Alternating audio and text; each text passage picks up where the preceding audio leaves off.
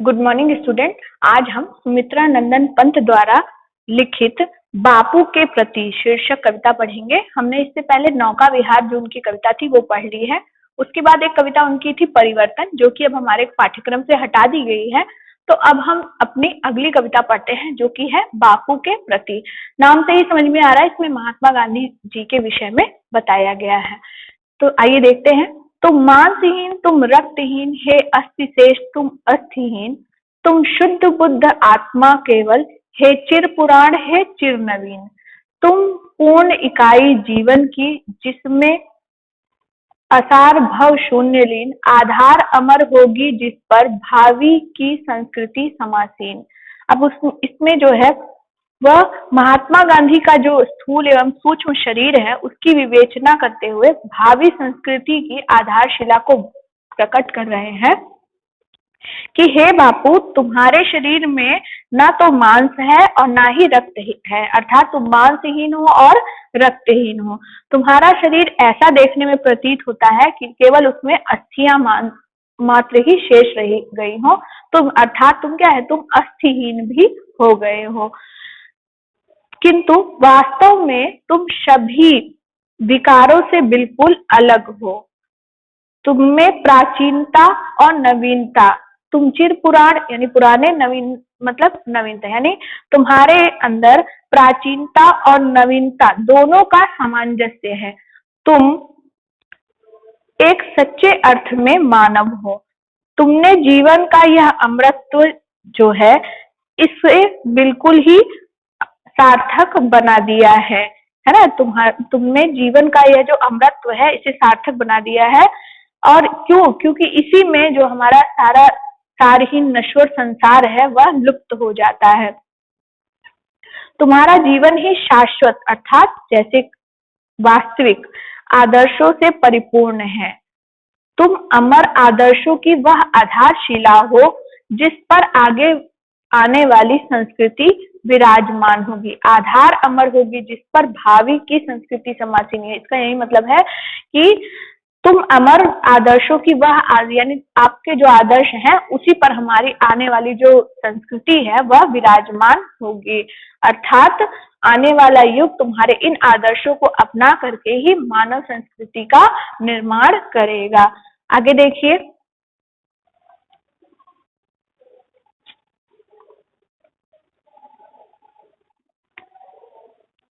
तुम मांस, तुम ही रक्त अस्थि निर्मित जिनसे नवयुग का तन, तुम धन्य, तुम्हारा निस्वह त्याग है विश्व भोग का वर साधन। इस भस्म काम तन की रज से जग पूर्ण काम नव जग जीवन बिनेगा। सत्य अहिंसा के ताने बानों से मानवपन। अस्थि माने हड्डी होता है और पुराण माने प्राचीन, मैंने आपको पहले ही बता दिया था। ठीक है। अब यहाँ देखिए कि क्या कह रहा है कि पहले से ही इसका अर्थ लेकर, यानी पहले पैराग्राफ से इसका अर्थ लेते हुए यहाँ पर है कि कविवर बता रहे हैं कि हे बापू, तुम शरीर से दुर्बल तथा मांस और रक्त से हीन हो। तुम्हारा जो शरीर है वो केवल हड्डियों का ढांचा मात्र है। उसे देखकर ऐसा प्रतीत होता है कि जो तुम्हारा शरीर है वह केवल, अब उसमें मतलब हड्डियां भी शेष नहीं रह गई हैं। तो वो बता रहे हैं कि जिस प्रकार मांस, रक्त और हड्डियों से शरीर का निर्माण होता है उसी प्रकार से सत आदर्शों से नव युग का निर्माण होगा। तुम और तुम्हारा स्वार्थ भी धन्य है।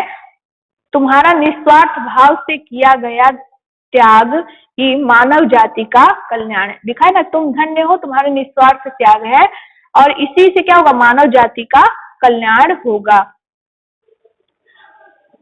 अर्थात तुमने अपनी समस्त कामनाओं को त्याग कर भारत को स्वतंत्र कराने का जो प्रण लिया था, भारतवासियों को जो स्वतंत्रता प्रदान की थी वह अमूल्य है। यह नव जगत अब अपनी इच्छाओं और भावनाओं को भस्म करके उसकी धूलि से सत्य और अहिंसा के सिद्धांत को प्राप्त करेगा। इससे मानव जीवन क्या होगा, सुखी और समृद्ध बनेगा। कुल मिलाकर ये कहा गया है कि उनका जो जीवन है वही अनुकरणीय है, उन्हीं के बताए गए आदर्शों पर चलने से ही हम एक नए युग का निर्माण कर सकते हैं। अब आगे देखते हैं।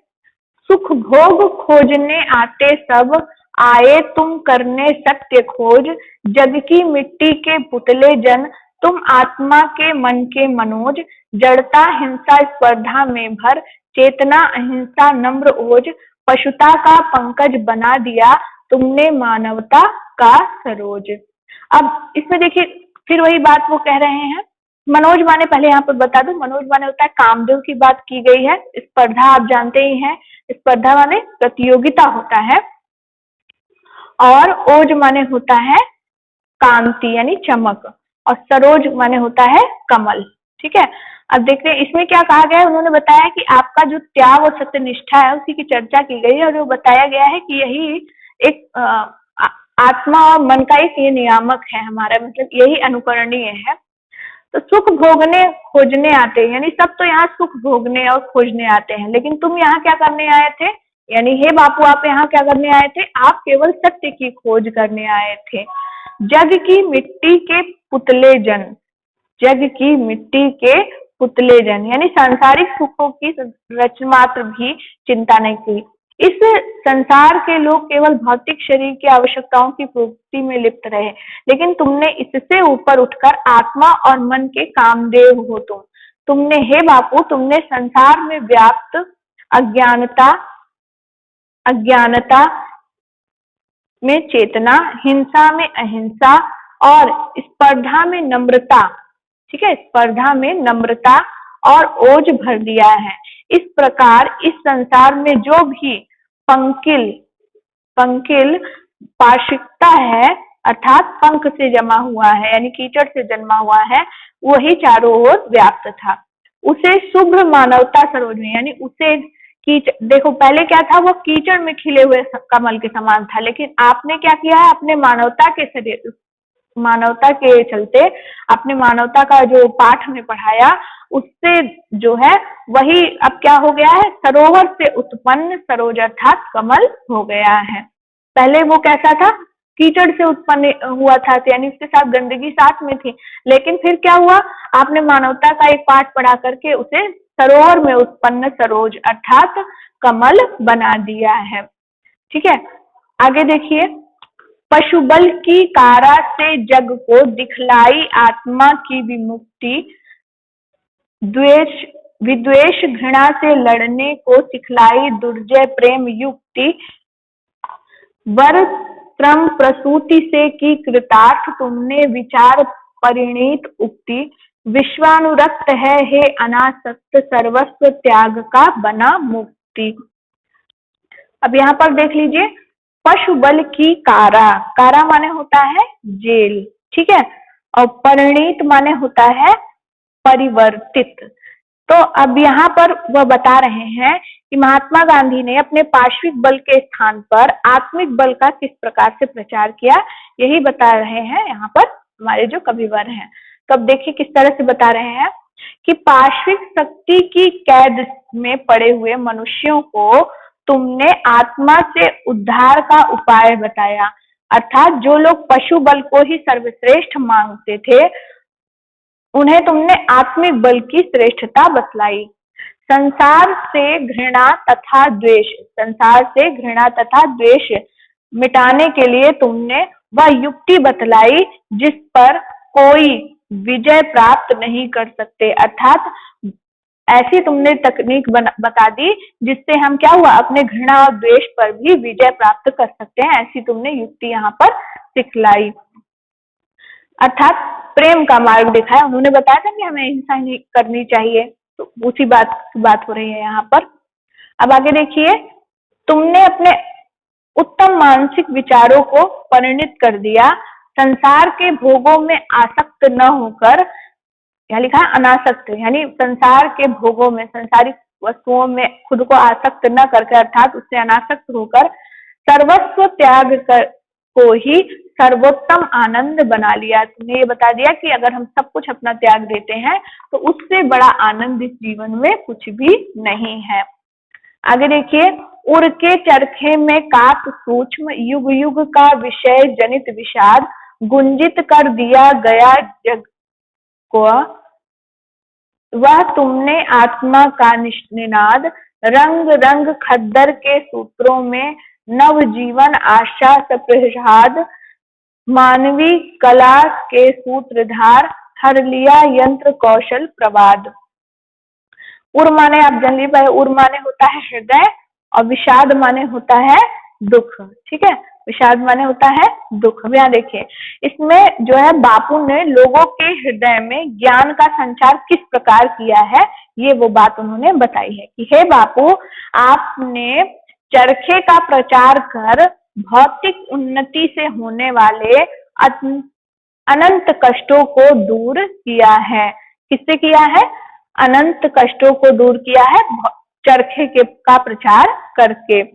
वैसे ही तुमने चिरकाल से सांसारिक विषय भोग से जो दुखित हमारी जनता थी, उसे आत्मिक बल को प्रतिष्ठित कर उसके दुखों को दूर कर दिया है। तो इस प्रकार तुमने पूरे संसार को, यानी संपूर्ण संसार को बता दिया है कि आत्मिक बल जो है वही सभी बलों में प्रधान है। मनुष्यों के सुख के उपाय तथा साधनों के जानने वाले हे बापू, तुमने खद्दर का प्रचार, रंग रंग खद्दर के, यानी तुमने खद्दर का प्रचार कर भारतीयों में नए जीवन, नई आशा, नई इच्छा एवं नवीन आनंद का संचार किया है। इस प्रकार मशीनों के, यानी मानवीय कला है ना, इस प्रकार मशीनों के कारण होने वाली निराशा को दूर करके मशीनवादियों के मस्तिष्क में मशीनों के प्रति जो दुराग्रह था उसे नष्ट कर दिया है, जिसके चलते वे मशीनों की उन्नति के लिए अत्यधिक प्रयत्नशील थे। साम्राज्यवाद था कंस, बंदनी मानवता पशु बलाक्रांत।